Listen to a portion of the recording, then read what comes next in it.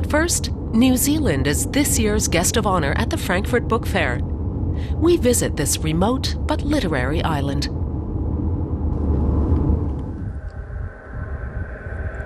When the original settlers of New Zealand, the Maori, first saw it from their outriggers, they gave it the poetic name Aotearoa, land of the long white cloud. The two large islands' spectacular landscapes have fueled a booming film industry and led to the cliché of the paradise down under, far away in the middle of the Pacific. New Zealand is home to 40 million sheep and not quite 4.5 million people, nicknamed Kiwis. They have their own legends, starting with rugby.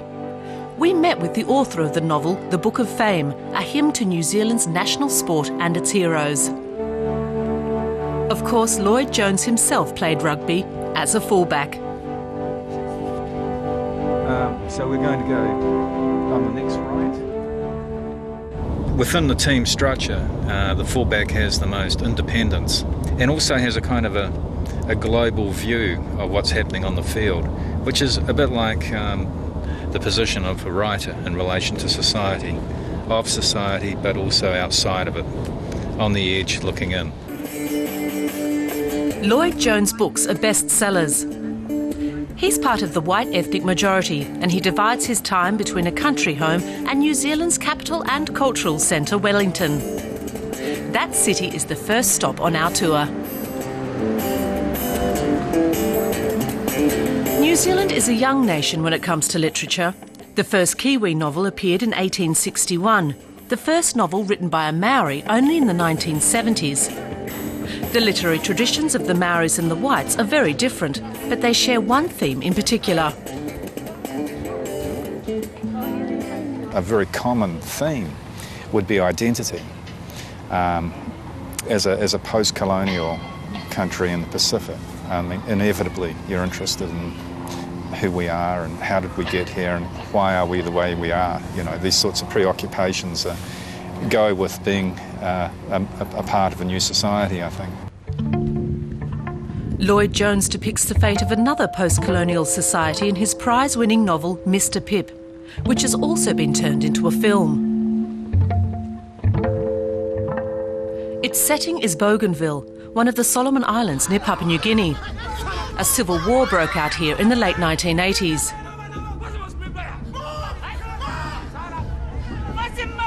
Mr. Watts, the last white person left on the island, becomes the village teacher.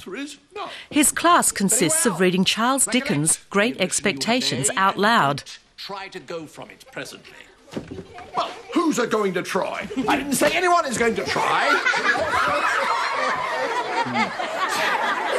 When the class's copy of the book disappears, the children retell the story from memory. Just say it to yourself, everyone.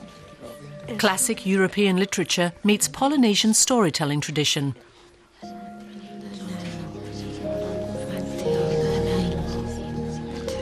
There's a reconstruction of Great Expectations based on what they can remember, which is a very Pacific or colonial kind of way of doing things, because ours is in a funny sort of a way, our society is a distorted memory of the society we come from. Reading the Dickens novel enchants the children, even in the midst of a civil war. Mr. Pip is a novel about the power of imagination and literature. It's told from the perspective of a Pacific Island girl. In Jones's new novel, Hand-Me-Down World, the protagonist, Enos, is also a black woman. The hotel maid from Africa has illegally come to Europe in search of her son, who has been abducted by his German father.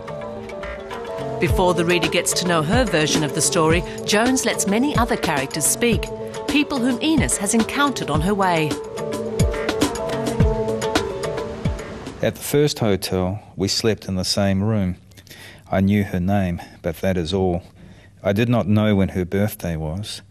I did not know how old she was. I did not know where she came from in Africa. When we spoke of home, we spoke of somewhere in the past. We might be from different countries, but the world we came into contained the same clutter and dazzling light. All the same traps were set for us. Later, I found God, But that is a story for another day.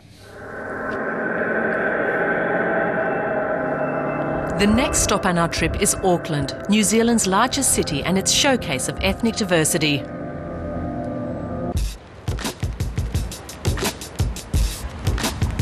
Its more than 1.5 million people have European, Asian or Polynesian roots. Selina Marsh's ancestors were Polynesians from Samoa and Tuvalu.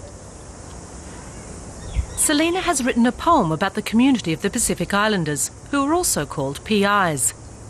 The poem is titled Fast Talking PI. I'm a slot machine PI, I'm a lotto queen PI, I'm a tote ticket church bingo TAV PI, I'm a vegan PI, a rainbow warrior PI. Spoken poetry is one way to address political and social topics, in this case, prejudice and exclusion.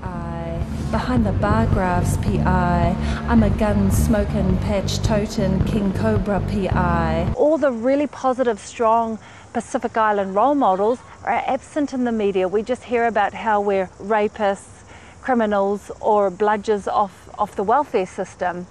So I thought, okay, time for a different song to be sung.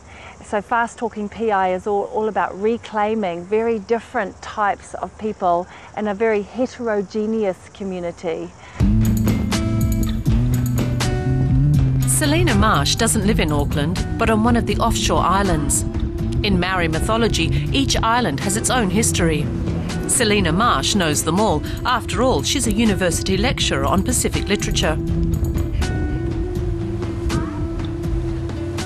She's set up a website celebrating Pacific poetry, and her form of spoken poetry reaches an audience that doesn't tend to read books. What brings me real joy in poetry is taking it into arenas where poetry doesn't normally happen, and kickboxing has been one of those arenas.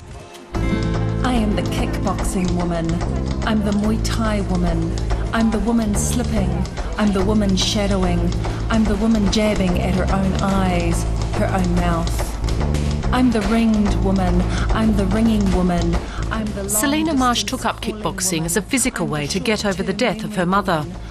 Ultimately, she wrote a series of poems seeking traces of her ancestors' mourning rituals.